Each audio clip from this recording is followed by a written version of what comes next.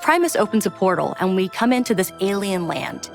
It's completely white, foggy. We're walking on water for some reason. They can only make out some shapes, some figures there, some crazy devices and consoles. Eventually, you make your way to a giant gate, and behind it lies Zereth Mortis. Zereth Mortis was created by the first ones, and it is intended to create afterlives. Think of it as being tucked away in the fabric of the Shadowlands itself. It's kind of the behind the scenes of these afterlives that we've journeyed to. It's the land where the progenitors, the first ones who created all of the realms of the Shadowlands, this is their workshop. They've created everything we've experienced in Azeroth and Shadowlands and even realms we haven't discovered yet. These first ones built the universe as far as we know, but their intentions or methods are completely unknown. But of course, the Jailer's presence here is disrupting this process. And we're working to push back against the Jailer's forces and protect this place. I think the artists have done a fantastic job. And I know they did a lot of research, and they looked at a lot of real-life examples of very strange places in the real world. As a team, we were really trying to make this place as alien as possible. So we really wanted to make everything feel completely unique and completely different. Our trees here are floating. We have stones that are floating. We even have the massive Forge of Afterlives that is floating in the center of the zone. And true to its name, it's something that is kind of putting together a new afterlife to be sent out into the Shadowlands. We have this water all around you because water is really the catalyst for any kind of creation. It's actually unlike any other water that we've seen before. This is actually water that we can walk on. It almost creates like a threshold between Zereth Mortis and some other kind of more primordial space right below it. Everything you see in Zereth Mortis has a purpose, an intention behind it. For us, it was really important to find ways to convey that intention in the environment itself. And one of the ways in which we did it was through this duality between a lush and a dry biome. In the dry biome, we see perhaps what the original look of the zone was when the progenitors were first establishing this workspace for themselves. And in the lush biome, we see the result of their experimentation with plant life and fauna and things like that. These are all test beds for what we'll eventually see elsewhere.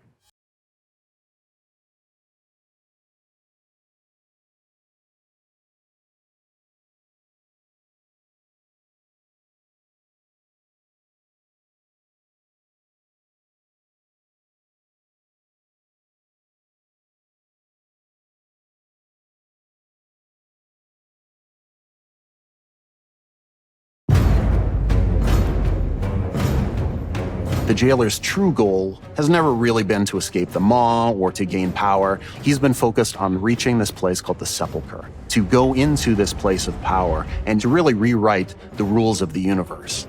We'll learn that the Jailer has breached the Sepulchre of the first ones, and this becomes our new raid for Eternity's End. We're going to gather our forces, we're going to pursue the Jailer inside. Once you go inside the Sepulchre, there's some mind-blowing visuals. This is a place that should not be able to exist according to the laws of physics as we know them on Azeroth. Just looking out into this impossible sky of seeing these ancient works of the first ones, those laws don't apply to anything we see here. Among the bosses that we're going to face in Sepulchre of the First Ones include the Jailer's forces, maybe a Dreadlord or two that you haven't tied up loose ends with. We'll face a Consular. This is similar to a being like Algalon, but the Jailer's gotten to it and has infused his domination magic into the Consular. Before we get to the Jailer, however, we need to get to Anduin first. Our hope is that we can learn whatever Anduin knows about domination magic. We need to be able to resist it, or better yet, fight it.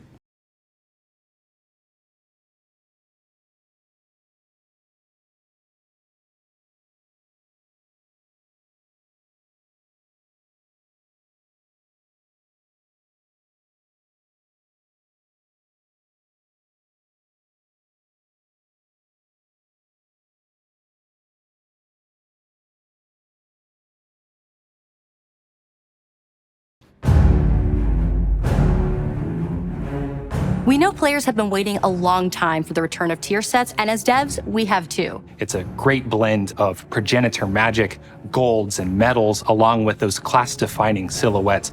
wolves for shamans, pointy things for rogues. It's going to look amazing. Our class and combat team was super excited to bring class sets back. This is something that felt really right for the story. We're in the final act of the Shadowlands saga. We're here literally on the brink at eternity's end. And what better place to fully unleash the power of these classes? And I think players will really enjoy the return of those class sets just as much as the team enjoyed making them.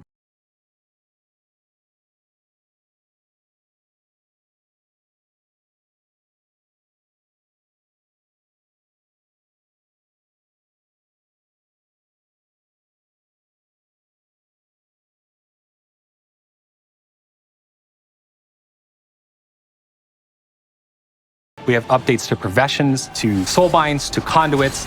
There's a new dancing minigame in Darkmoon Faire. I'm a story guy, so I'm super geeked about watching players kind of piece together those little lore tidbits. That's what excites me as well.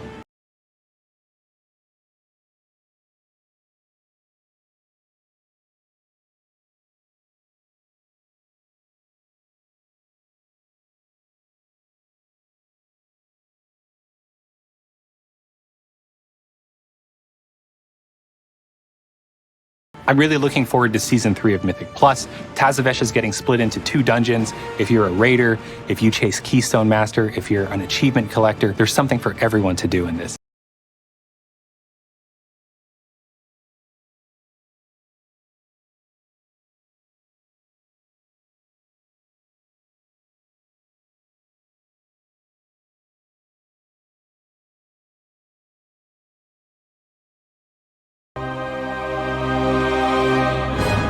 The Shadowlands story pulls together threads that started in Warcraft 3 and wove their way through many of our expansions.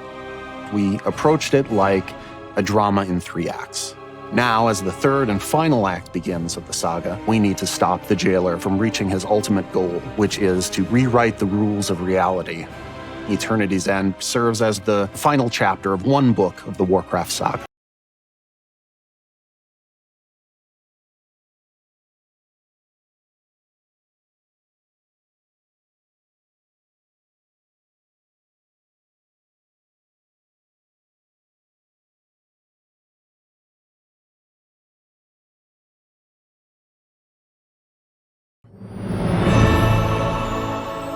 How do you make something that is mystical and magical and incomprehensible and yet understandable? I think we've done a good job of finding that line. The team as a whole has been working so hard, and we are so excited to get this out for everyone. We're gonna get new mounts, new pets. A bit horrifying for me, but exciting for some is the fact that, some of the spider mounts can now fly. Who needs flying spiders? But that's also going to be a cool thing for people.